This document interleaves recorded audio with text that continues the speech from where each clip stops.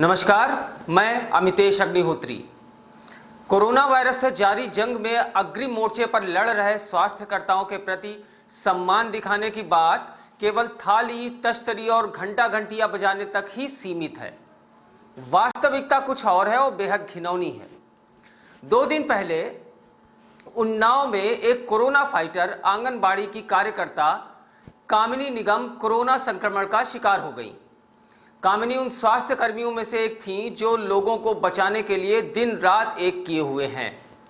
कामिनी की हालत बिगड़ती देख उन्नाव के डॉक्टरों ने उन्हें कानपुर रेफर कर दिया। कामिनी के बेटे देवेश निगम अपनी मां को लेकर घंटों कानपुर में एक अस्पताल से दूसरे अस्पताल तक चक्कर लगाते रहे, लेकिन उन्हें उनकी मां को भर्ती नहीं किया गया। हर जगह यही जवाब दिया गया कि बेड खाली नहीं है। थक हार कर देवेश ने उन्नाव सदर के विधायक पंकज गुप्ता को फोन कर स्थिति की जानकारी दी। सदर विधायक पंकज गुप्ता ने कानपुर के सीएमओ को फोन कर तुरंत ही बेड उपलब्ध कराए जाने का अनुरोध किया, लेकिन सीएमओ ने कोई दिलचस्पी नहीं दिखाई। उन्होंने एसीएमओ सुबोध यादव को फोन कर उनसे मदद करने को कहा। एसीएमओ यादव ने उन्हें तुरंत मदद का आश्वासन दिया, लेकिन कोई कार्रवाई नहीं की। उसके बाद विधायक पंकज गुप्ता बार बार फोन करते रहे, लेकिन एसीएमओ का फोन नहीं उठा। इस बीच कामिनी जिंदगी की जंग हार गई, लेकिन प्रशासन की बेहुदा लापरवाही उनकी मौत के बाद भी नहीं खत्म हुई। कामिनी की मौत के बाद उनका शव पोस्टमार्टम हाउस में रखवा दिया गया। बेटे देवेश निगम को बताया गया कि शव का पोस्टमार्टम रविवार को होगा। रविवार के दिन देवेश और उनके परिवारीजन सुबह ही अस्पताल पहुंच गए, लेकिन वहां कोई भी स्वास्थ्य कर्मी मौजूद नहीं था। देवेश दोपहर 1 बजे तक वहां खड़े इंतजार करते रहे। उसके बाद उन्होंने एक बार फिर विधायक पंकज गुप्ता को फोन मिलाया। इस बार विधायक खुद अस्पताल पहुंचे और सीएमएस डॉक्टर बीबी भट्ट से बात की, तो जैसे तैसे एक ही स्वास्थ्य कर्मी की व्यवस्था हो पाई। दूसरा स्वास्थ्य कर्मी ढूंढे नहीं मिला, तो मजबूरन कामिनी के बेटे देवेश को खुद पीपीई किट पहनकर मां का शव एम्बुलेंस में रखना पड़ा। शव को भैरव घाट ले जाकर अंतिम संस्कार किया गया। विधायक पंकज गुप्ता ने अपनी फेसबुक वॉल पर जो लिखा है वह कोरोना से लड़ने के सरकारी दावों की पोल खोलने वाला है। पंकज गुप्ता लिखते हैं, मैं कल से सोच रहा हूं कि कुछ लिखूं, पर कुछ कारणों से नहीं लिखा, किंतु लिखता हूं क्योंकि यह मेरा दायित्व है कि जनता तक सीधी जानकारी जाना चाहिए और सभी को न्याय मिलना चाहिए, चाहे वो अमीर हो, गरीब हो या वीआईपी हो। मित्रों, कल हमारी एक कोरोना फाइटर आंगनबाड़ी कार्यकर्ता की कोरोना एवं इलाज समय से न मिल पाने के कारण मृत्यु हो गई। मैं स्वयं इसका गवाह हूं। कल दोपहर को गिरजाबाग निवासी उन्हीं आंगनबाड़ी कार्यकर्ता के पुत्र देवेश निगम जी का हमारे पास फोन आता है कि मेरी माता जी की हालत खराब हो रही है, उन्हें कानपुर मेडिकल कॉलेज रेफर कर रहे हैं। वहां पहुंचने पर उन्हें बताया गया कि वहां जगह नहीं है। मैंने स्वयं सीएमएस ऋचा गिरी जी को फोन किया, उन्होंने असमर्थता जताई, तो मैंने प्राइवेट अस्पताल नारायणा फोन किया जो नहीं उठा।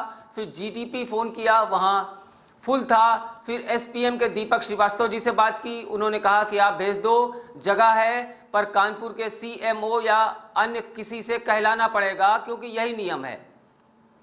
मैंने तत्काल सीएमओ कानपुर फोन किया, उनका कल ही ट्रांसफर हो गया था। कहा गया कि एसीएमओ से बात करें।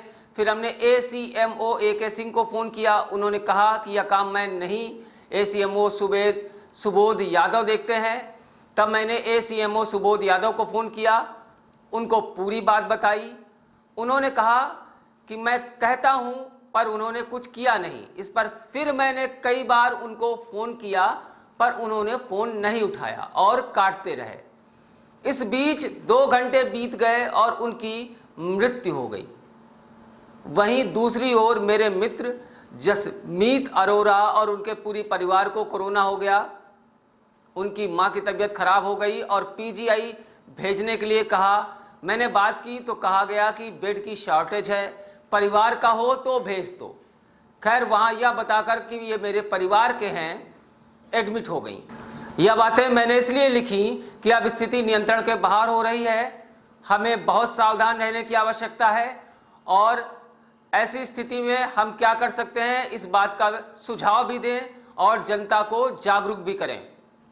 यह शब्द पंकज गुप्ता के हैं जो उन्नाव सदर से सत्तारूढ़ भारतीय जनता पार्टी के विधायक हैं। जब सत्तारूढ़ पार्टी के विधायक ही इस कदर निराश हो कि उन्हें अपनी तकलीफ बयान करने के लिए सोशल मीडिया का सहारा लेना पड़े, तो यह सहज ही समझा जा सकता है कि सरकार कोरोना महामारी से कैसे निपट रही है। जितनी संवेदनशीलता और मानवता की भावना उन्नाव सदर के विधायक में दिखाई दी, उसका एक अंश भी शासन और प्रशासन में देखने को नहीं मिलती। कोरोना फाइटर के रूप में महामारी से लोगों को जान बचाने में लगी कामिनी निगम अब हमारे बीच नहीं है। उनकी मौत कोरोना वायरस से निपटने के सरकारी दावों की पोल पट्टी खोलकर रख देती है। कानपुर में कोरोना का पहला मरीज 24 मार्च को मिला था। तब से लेकर अभी तक शहर में 2701 लोग कोरोना से संक्रमित हो चुके हैं। 20 जुलाई तक शहर में एक्टिव केसों की संख्या 1210 तक पहुंच चुकी है। महामारी के चलते 135 लोग जान गंवा चुके हैं। डीएम कानपुर नगर के फेसबुक पेज पर 8 मई 2020 को डाली गई विज्ञप्ति में दी गई सूचना के मुताबिक शहर के राजकीय अस्पतालों में कोविड-19 के मरीजों के लिए 610 और प्राइवेट अस्पतालों में 490 बेड यानी कुल 1100 बेड आरक्षित रखे गए थे। इसके अलावा शहर में कुल वेंटिलेटरों की संख्या 107 बताई जाती है। कुल क्वारंटीन हेतु बेडों की संख्या 2564 है। कानपुर में कोरोना की बढ़ती रफ्तार को देखते हुए यह बात साफ है कि इतने इंतजामात काफी नहीं हैं। यूपी की सरकार इस महामारी का मुकाबला करने में असफल रही है। यहां तक कि महामारी के दौर में आम जनता को बचाने के मोर्चे पर सबसे आगे और पहली पंक्ति पर खड़े स्वास्थ्य कर्मियों को संक्रमित हो जाने की दशा में इलाज मिलने की गारंटी नहीं है। कामिनी निगम की मौत इसका एक उदाहरण है। उनकी मौत एक तरह से शहादत है। कबीर न्यूज यह मांग करता है कि देश की जनता को कोरोना से बचाने की जंग में संक्रमण का शिकार होकर मरने वाले प्रत्येक स्वास्थ्य कर्मी और डॉक्टर को शहीद का दर्जा दिया जाए और उनके परिवार को वही सुविधाएं मिले जो देश के लिए शहीद होने वाले सैनिकों के परिवारों को मिलती हैं। अगर ऐसा नहीं किया जाता है तो सरकार यह बताए कि यह स्वास्थ्य कर्मी अपनी जान जोखिम में डालकर लोगों का इलाज क्यों करें, जब उनके बीमार हो जाने पर इलाज की और जान जाने पर परिवार की सुरक्षा की गारंटी नहीं है। यह वही लोग हैं जिनके सम्मान में हमारे प्रधानमंत्री ने थाली और घंटा बजाए जाने का अनुरोध किया था। शायद सरकार अभी तक घंटा ही बजा रही है।